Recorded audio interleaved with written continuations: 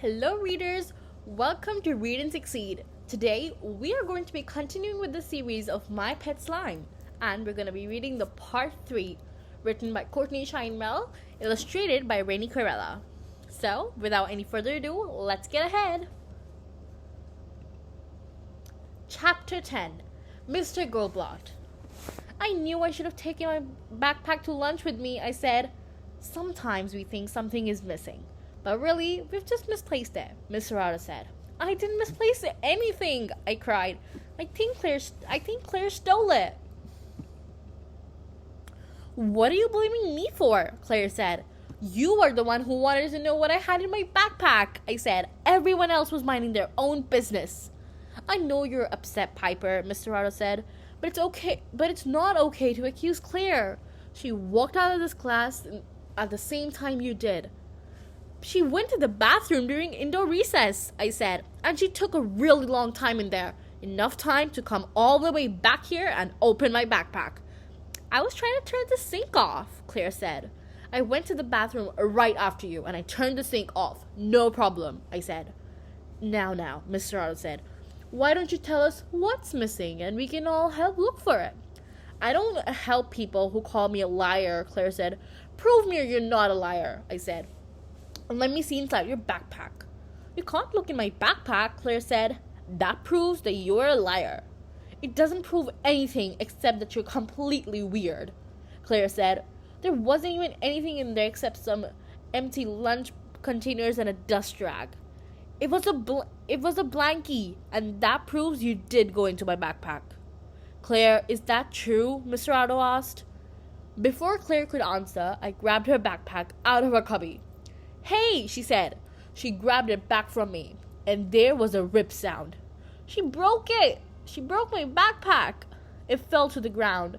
Some pencils, an eraser, and a scooter helmet tumbled out, but no Cosmo. Piper, Claire, I think you both need a trip to Mr. Goldbot, Mr. Otto said. But I have my show and tell about my dog Buddy all ready to go, Claire said. And I didn't rip her backpack on purpose, I said. I only did it because she stole something out of mine. I already told you there wasn't anything in yours. Theo, will you walk them to the principal's office? Mr. Otto asked. Sure, Theo said. Mr. Otto wrote a note to Mr. Goldbot and handed it to Theo. I guess she didn't trust Claire or me to deliver it. We walked down the hall. Claire was grumbling about missing show and tell. But who cares about missing show and tell when you're missing your pet? I'd wanted a pet my whole life. Now I finally had one, and he was already gone. I didn't believe that Claire didn't find him in my backpack, but if she didn't put him in her backpack, then where was he? I hope wherever he was, it wasn't too dark and scary. There were breathing holes. Was he alive right now? Or back or being plain slime? If he was alive, he must be so scared. Poor little Cosmo. What if I never see him again? Tears prickled between my eyes. I bit my lip to keep from crying in front of Claire. We got to the principal's office. Theo gave the note to Miss Carrion, Mr. Goldbot's assistant. You can go back to class now, Mrs. Carrion said. You two sit right here, she said, pointing to the bench right outside Mr. Goldbot's office. He'll call you in soon. I could hear Mr. Goldbot on the phone on the other side of the wall. He has the kind of voice that's loud, even when he's just regular talking. It makes him even scarier. There is a big clock on the wall above Mr. Carrion's desk, and I watched the minutes tick by. It's your fault that we're missing all of show and tell, Claire whispered to me. A few minutes passed. I heard Mr. Goldblatt said, All right, Bill, call me back when you have the answer on that. Something buzzed on Mr. Carrion's desk. Piper, Claire, you may go in now, she said. Mr. Goldblatt was sitting behind a large wooden desk. He's really tall, so even when he's sitting down, he's taller than most kids. Claire and I each took a seat in the chairs in front of him. Tell me what happened, girls, he said. His voice was so loud that it echoed. For a second, I was quiet, and so was Claire. Then we both started talking at the same time. She went in my backpack, I said. She called me a liar, Claire said. She was a liar, I said, and she ripped my backpack, Claire said. Mr. Goldblatt held up his hand. It was big as a basketball. One at a time, he boomed. Claire, what happened? We got back to our class after recess, Piper said. Piper said I'd stolen something out of her backpack, but I didn't. What was in your backpack, Piper? Mr. Goldblatt asked.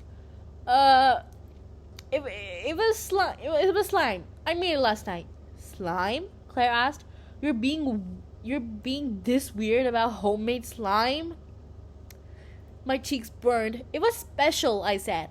I made the slime into a pet. He's purple all over, a rounded head and a teeny mouth and big eyes. He's about this big. I held up my hands to show the size of the kitten.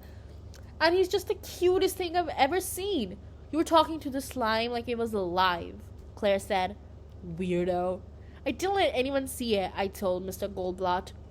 But Claire kept asking me about it, and then she took a long time going to the bathroom at lunch. She pretended the sink was broken, but she really went into my backpack. I didn't take anything out of it, she said. Now she's lying again. I'm not. I swear on my dog Buddy's life that I'm not. Mr. Goldblatt's phone rang, and he held up his hand again. Hello? He said into the phone. Oh, Bill. Thanks for getting to me back so quickly. Hang on, please. He put his hand over the mouthpiece and looked at us. Girls, I have to deal with the order for a new smartboard in the auditorium. He said, Piper, I'm sorry you lost your slime. But Claire says she didn't take it, and I believe her. Is Piper going to be punished for saying I did something when I didn't? Claire asked. Yes, Mr. Goldblatt said. What? I asked at the same time that Claire said. Good. I felt the tears pricking again. First, I got punished at home. Now I was going to be punished at school. Worst of all, Cosmo was still missing. Well, readers, this is so interesting. I am loving the plot of the story. And actually, I'm just as worried as the character. Because, first of all, she was punished at her home and at school. And now Cosmo, which I think is the most dearest thing to Piper, has gone missing. Well, readers, when we are very into the book and really like the characters, the same feeling that the characters are feeling, we feel them too. Is that happening with you all as well? Well, if it is, do comment down in the comment section so that I will also get to know what you are feeling right now. Let's continue. You are both going to be punished, Mr. Goldblatt said. We don't falsely accuse people at the school, Piper, but we don't touch other people's property either, Claire said. So this afternoon, you two are going to stay an extra half hour to help Mr. Leon sweep the third grade classrooms. Mr. Leon was the janitor at school. But I was a good citizen at lunch, Claire said. I put paper towels down so the floor wouldn't get too wet. It's our job to be good citizens all day long, every day, Mr. Goldblatt said. Mr. Carrion will take care of letting your parents know what's happening. Go on now. I need to finish this phone call. He uncovered the mouthpiece. Bill, I'm back. He waved one of his giant hands at us to let us know we're supposed to walk out of the door. So we did. Chapter 11. The Clean Team. Miss Carrion gave us a note to bring to Mr. Serrato. By the time we got back to class, show and tell was over.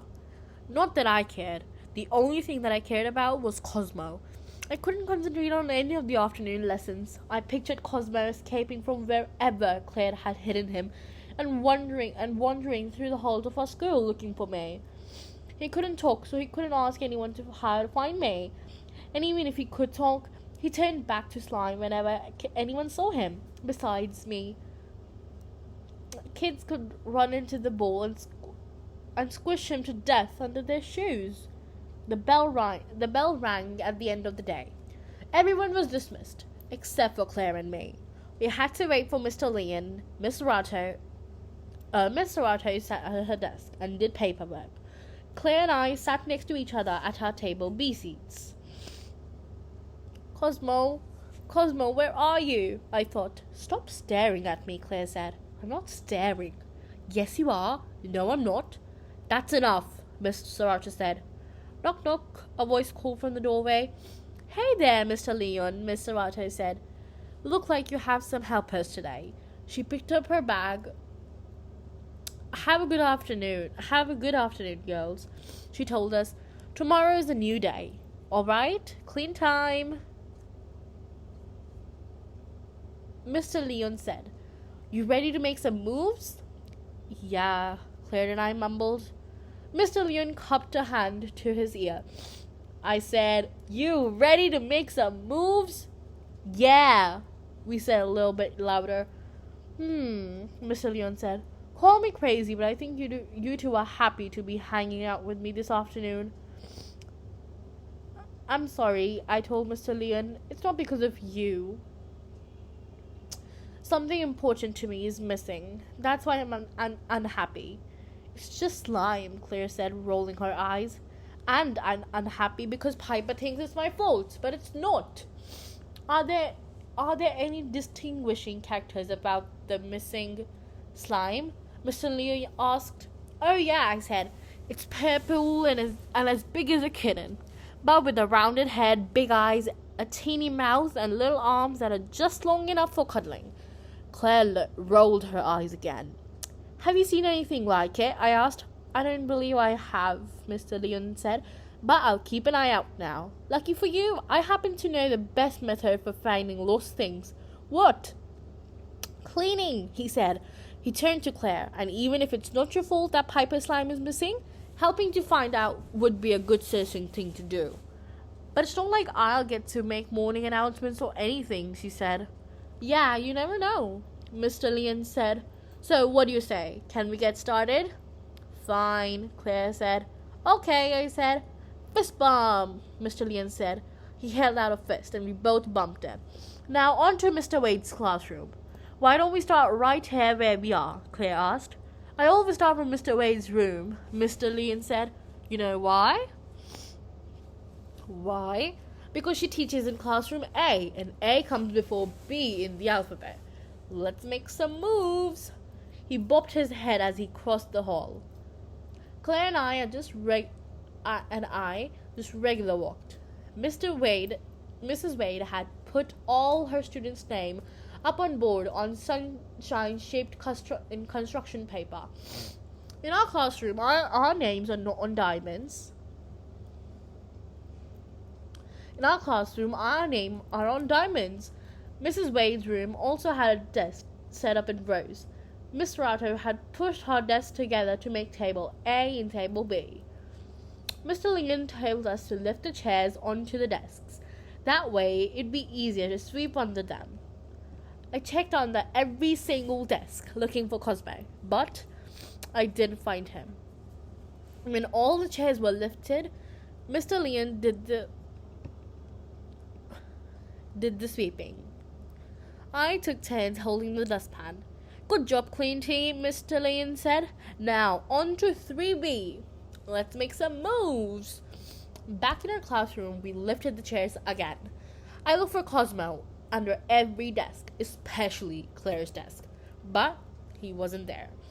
I need a break, Claire said. After the last chair was lifted, she leaned against the back cabinets, accidentally knocking Mr. Swimmer's fish flakes onto the floor. Uh-oh. No biggie, Mr. Leon said. That's what a broom is for. Can you bring over the dustpan?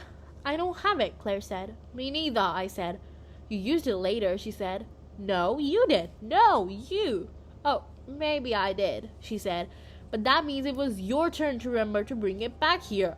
Mr. Leon started to laugh. What's so funny? Claire asked. Nothing at all, Mr. Leon said. You two take a break. I'll grab the dustpan. He went across the hall. I scooped up a handful of fish flakes. Why are you doing that? She asked. Mr. Leon said he'd sweep it up. Just getting a head start, she said. You're only doing that to be a good citizen. No, I'm not. Guess you are. She slid out the back of the cabinet, scooped up a giant handful of fish flakes, and ran towards the garbage can next to Mr. Otter's desk. Ah! She gasped. She took a couple steps backwards and knocked into the whiteboard. The flakes she was holding fell onto the ground.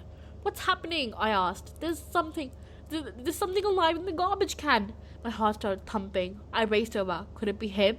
Please, please let it be him. Cosmo! I cried. Chapter 12.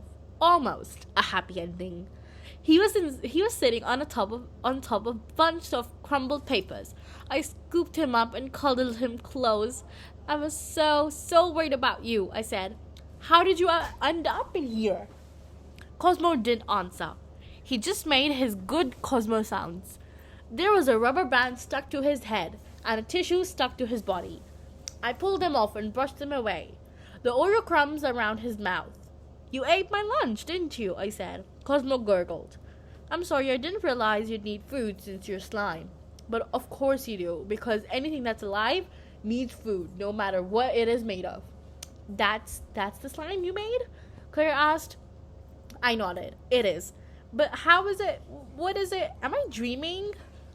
He started out as plain slime, I said. I sculpted him into a pet. Then some space dust fell on him. That's when he came to life. Wow, Claire said. I see BI. Huh? I can't believe it, she said. He turned back to slime in front of my parents, I said. I thought that meant I was the only one he could come alive for. But he's alive for me too, Claire said. I nodded. Maybe he can be alive for kids, but not adults. Maybe, Claire said. You're right about one thing. He's the cutest thing I've ever seen, except for Buddy. That is. Is it okay if I pet him? Sure, I said. Claire, let me introduce you to Cosmo. Cosmo, this is Claire. Claire reached out her hand and ran her fingers across Cosmo's soft, slimy back. I didn't take him out of your backpack, Piper, Claire said. I swear, I hope you believe me. I believe you, I said. I left it open a little bit so he could breathe. I think maybe he will open it all the way himself and climbed out to look for me. How do you think he ended up in the garbage can? Maybe Mr. Otter came into the room and thought that he was just plain slime, so she threw him away. Poor Cosmo, Claire said. Please don't tell anyone about him, I said. I tried to tell my mom this morning. He looked like regular slime to her. So that's what she thought he was. I think he's supposed to be a secret. I won't tell, Claire said. I promise. I'm going to teach him tricks. Like you taught Buddy. I said. He already knows how to sit. Sort of. If I pushed his butt down, he said. What else can Buddy do? Oh, lots of things, Claire said. He can fetch balls and lie down and hold a paw for a shake. You want to learn all that, Cosmo? I asked. He made his gurgle sounds. Girls, Mr. Leon said. Claire and I both jumped. Didn't mean to scare you, he said. And I didn't mean to take so long. I needed to help find a missing mop.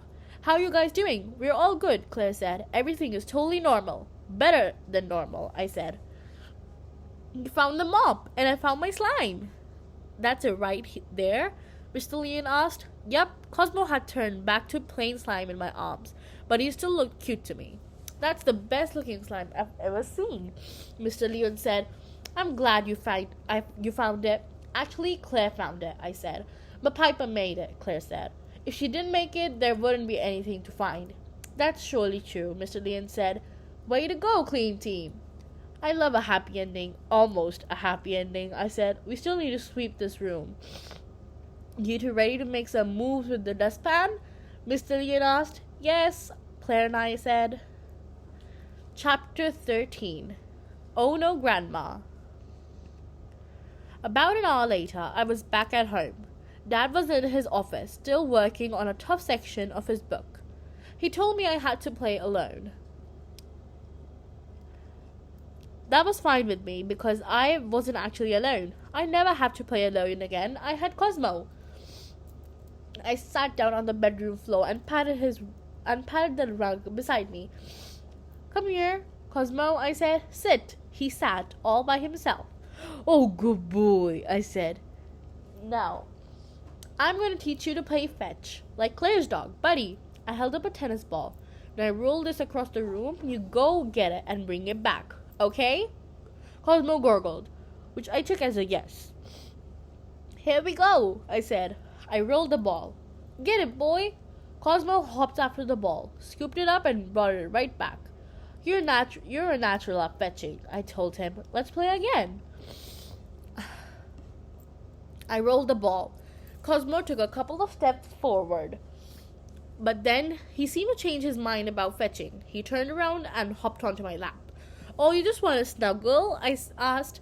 Well, that's okay too. Let's snuggle. We can do tricks later. You've had a long day. I hugged Cosmo in my lap. He felt so cozy. I didn't care about being allergic anymore. Even if I wasn't allergic to anything, and I could have whatever pet I wanted out of all of the pets in the world, out of the whole worldwide, I'd still pick Cosmo. Dad pushed open the door, and Cosmo turned back to regular slime. Hey there, Piper, he said. You were to Grandma Sadie last night, didn't you? Yep, I thanked her for my space dust. It was actually a much better present than I thought. Just so you know. Why is that? He asked. Oh, no reason, I said. Well, you didn't by any chance get an email back from the grandma, did you? I haven't checked yet. Let's check now, he said. Dad said. Okay, I said. I scooped up Cosmo. He was just a slime blob in front of Dad, but I still wanted to keep him near me. We walked down the hall to Dad's office. He pulled out the desk chair in front of his computer so I could sit down and log on. I typed in my email address and password. Anything from Grandma Sadie, he asked. No, not yet, I said. But I'm going to write her another email anyway. I have something important to tell her. What? It's private, I said. It was about Cosmo, of course. I wanted her to know what the space dust did to my slime and gave her an extra big thank you. But I didn't want Dad to see because I knew he wouldn't understand. Dad was standing right next to me. That means I need privacy, I told him. Oh, right, I forgot. Of course, he said, and he took a step back. But his voice sounded funny. He looked funny, too. His forehead was all scrunched up, and the way it gets when he's worried about something. Is something okay? I asked. Oh, it's probably nothing, Dad said. You know your grandmother. She goes off on adventures all the time. But what? Mom got a call from Grandma Sadie's boss at Astroblast Explorers, he said. She was supposed to blast off to a new trip this morning. She's probably fine, but she didn't come in. And they don't know where she is. They don't know where she is? I repeated, and Dad nodded. You mean she's missing? I asked. I'm afraid so. He said, Oh no, Grandma Sadie, I cried. Piper McLean's secret slime recipe. Hey, it's me, Piper McLean. I'm going to share my favorite slime recipe with you. You should have your parents help you make it so that you don't get in trouble the way I did. You only need 3 ingredients. A 6-ounce ball of white or clear glue, 1.5 teaspoon baking soda, 1.5 tablespoons contact lens solution that includes boric acid and sodium borate. First, squeeze the whole ball of glue into a bowl. Next, add baking soda and mix it up. Want your slime to be stretchier? Add a few tablespoons of water. After that, slowly mix in the contact lens solution. You can also add food coloring or glitter to make your slime more colorful or sparkly. Mix it up with your hands until it's smooth and stretchy. Your slime might not come to life the way Cosmo did, but you'll have a lot of fun mixing it. After this, there's also some information about real life slimes, so you can read that as well. Well, this was the end of our Read Aloud. I hope that you all enjoyed today's Read Aloud. In the next Read Aloud, we are going to be seeing what happened to Grandma Sadie. Was she really missing? Was she found? Well, I hope you all enjoyed. Don't forget to subscribe to our YouTube channel and like our video. I'll see you all in the next Read Aloud. Bye!